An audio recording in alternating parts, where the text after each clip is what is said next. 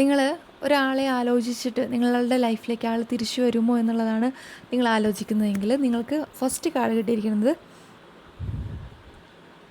ഡെവിലാണ്.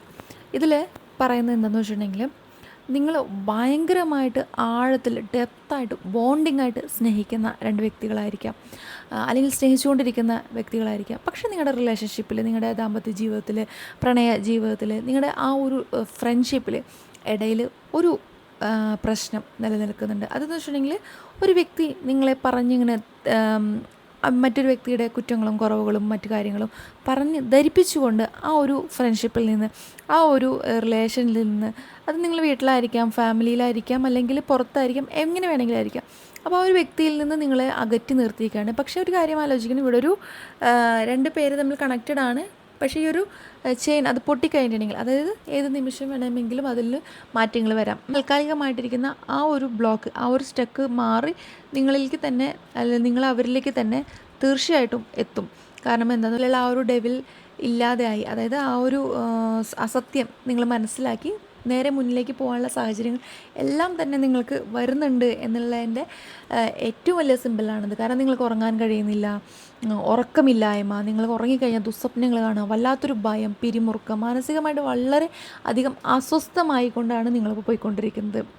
വല്ലാത്തധികം ചിന്തകൾ, കാര്യങ്ങൾ എല്ലാം നിങ്ങളുടെ ലൈഫിൽ വന്നിരിക്കുന്നുണ്ട്. പക്ഷേ ഒരു ശുഭപ്രതീക്ഷ നിങ്ങൾക്ക് ഇവിടെ ഇതിൽ പ്രതീക്ഷിക്കാവുന്ന ഒരു കാര്യമാണ്. ഇനി നമുക്ക് അടുത്ത കാർഡ് നോക്കാം.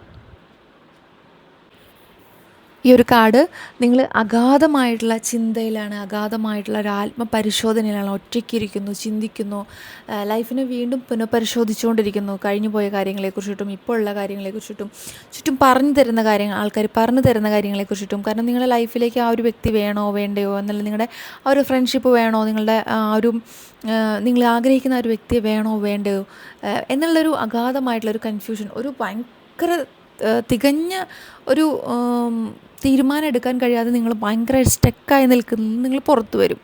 കാരണം നിങ്ങൾ ആഗ്രഹിക്കുന്ന കാര്യത്തിൽ എത്താനായിട്ട് തീർച്ചയായിട്ടും നിങ്ങളുടെ ചിന്തകൾ കൊണ്ട് സാധിക്കും. അതിനെ നിങ്ങൾ ഒറ്റയ്ക്കിരുന്ന് വളരെയധികം ഇരുന്ന് ചിന്തിക്കുന്നുണ്ട്, അതിന് പുനഃപരിശോധന നടത്തിക്കൊണ്ടിരിക്കുന്നുണ്ട്. എല്ലാ ബഹളങ്ങളിൽ നിന്നും മാറി നിങ്ങൾ ഒറ്റയ്ക്കിരുന്ന് ചിന്തിക്കുമ്പോൾ നിങ്ങളുടെ ഉള്ളിൽ നിന്ന് ഒരു ഇന്നർ വോയിസ് തന്നെ നിങ്ങളെ സപ്പോർട്ട് ചെയ്യുന്നുണ്ട്. അപ്പോൾ നിങ്ങൾ ആ ഒരു വോയിസ്, നിങ്ങൾ ആഗ്രഹിക്കുന്ന ഒരു വോയിസ് നിങ്ങളിലേക്ക് എത്തും. നിങ്ങളുടെയൊക്കെ ആ ഒരു ഇന്നർ വോയിസ് ഭയങ്കര അധികം സപ്പോർട്ടീവാണ്. അപ്പോൾ ഇത് നിങ്ങൾക്ക് കണക്റ്റഡ് ആണെന്നുണ്ടെങ്കിൽ കമൻറ്റ് ചെയ്യണേ.